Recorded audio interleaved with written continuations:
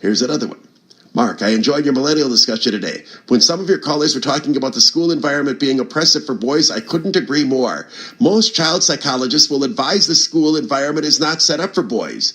The tag comment really resonated with me. Somebody talking yesterday that you can't even play tag on a playground anymore for fear somebody get hurt. I don't know if anyone mentioned this, but the millennials are also the first generation with the prevalence of ADHD diagnoses and the prescription of narcotic stimulants, especially for boys to be well behaved in the school setting. This is fascinating to me.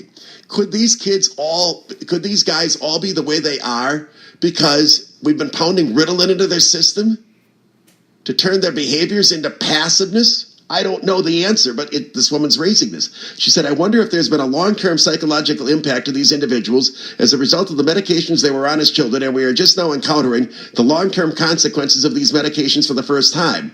I am a Generation Xer, and I never knew anyone who had ADHD. However, it has become common for children to be slapped into the ADHD category while the millennials were young children. My son is not a millennial. He is 10 years old and a fourth grader at a Catholic school.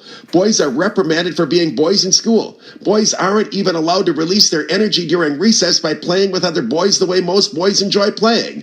Roughhousing is what we called it when I was growing up in the 70s. See the email below as an example. And she gives me an email from the teacher of her kid's school. It's no wonder men are lacking competitiveness. They are probably reprimanded for showing any competitiveness or aggressiveness in school, especially the formative elementary year. She then sends me an email, I'm taking out the names, that she got from her 10-year-old kid's teacher. Ma'am, Mrs. Blank, there were several incidents of roughness during football this week. Please remind Blank, her son's name, that it is our responsibility to ensure the safety and well-being of our children.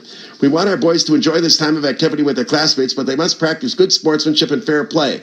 If the game is getting too aggressive, there will be consequences. This issue has been addressed, and Blank will be unable to play football until students return from spring break.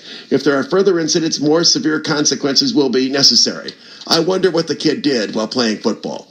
Her point is that these things are being settled by teachers, whereas in the past, you just allowed the kids to rough it out themselves. Is it any wonder that kids, being males, being raised in this environment, emerge as wussy?